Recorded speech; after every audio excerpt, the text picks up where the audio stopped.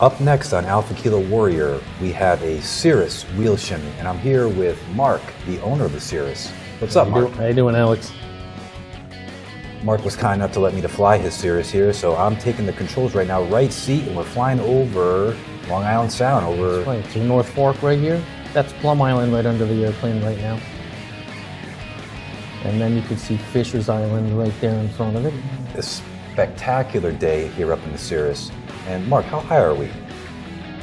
Was I think about 4,000 or 5,000 feet? Maybe? Yeah. We're all VFR right now. Well, 4,500 at this point because we're heading west.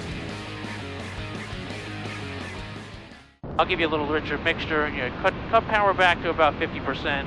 By 0. 63. We're watching those temperatures, and they're going to get low. I hit the stop. That's fine, you just pull through it.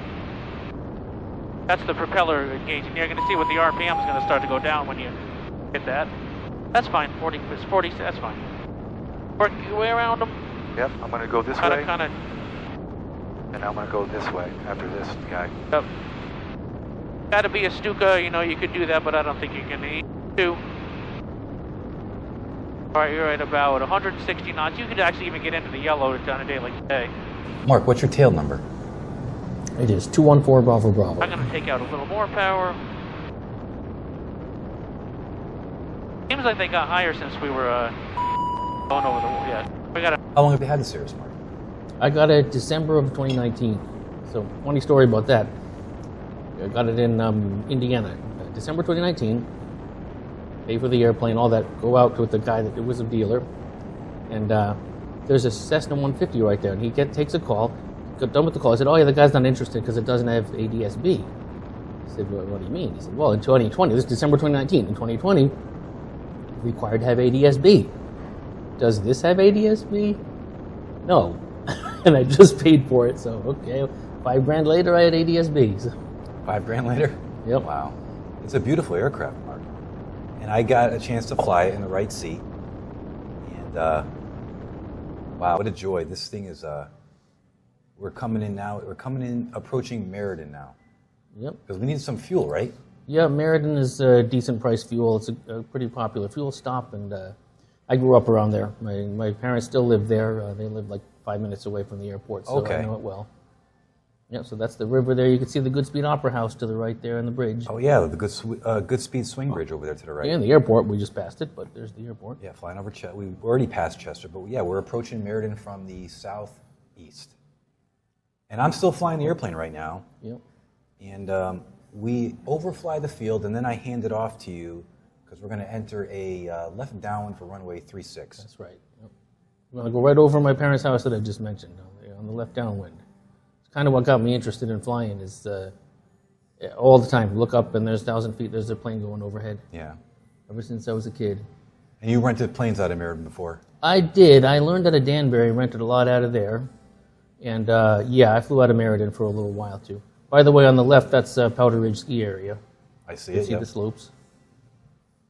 This was in August. This was late August we took this. Yeah, it was a nice summer day. A nice clear sky. And I can see Meriden to our 12 o'clock. Yep, there it is. And that's Broadbrook Reservoir on the left. So we're going to go out. Don't fly over the prison. We're going to turn in before we do that. Yep, and here is your airplane, Mark. I hinted it off to you now. Yep. And you're doing the approach now. Yep, here's the 45 for left downwind 36 Meriden. And you're doing your gums check and all that stuff. Yep. What's the speed on your approach speed for the Cirrus? Right about there. Hi, Mom. Hi, Dad. Downwind 100, base 90, final 80.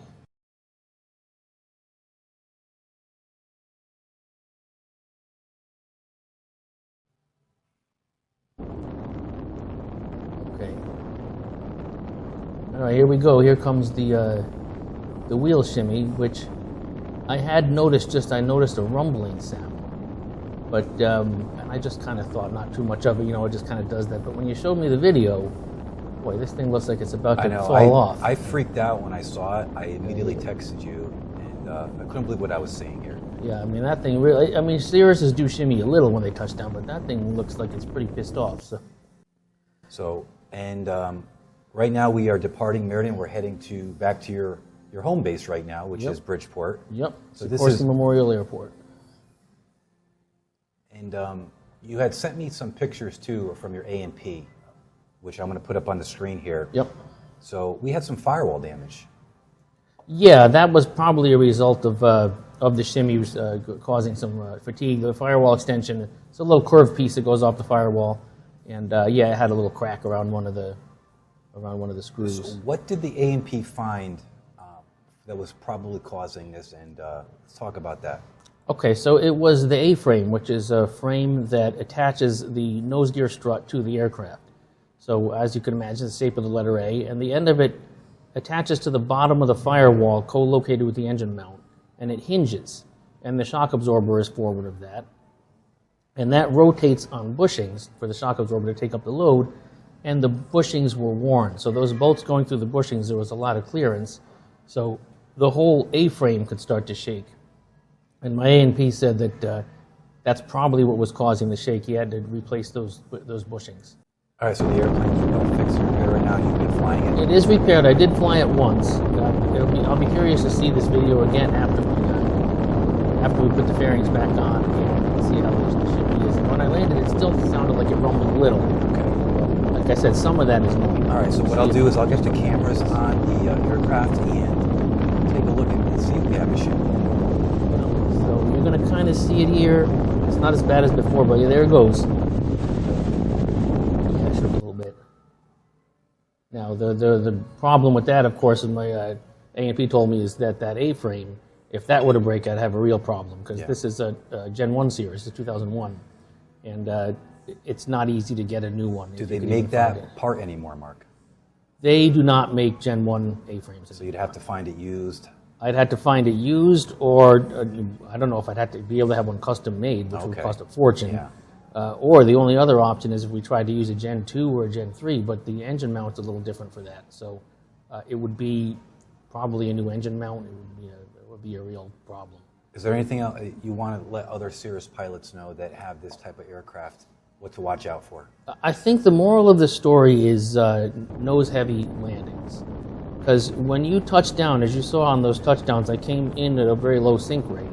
But once you touch down, it's real easy to get lazy and just kind of relax the back pressure on the stick, hit the brakes, and try to stop. When you do that, you're putting more load on the nose wheel. So you want to do what your instructor taught you to do when you touch down, is to slowly pull the stick back for aerodynamic braking and leave it back.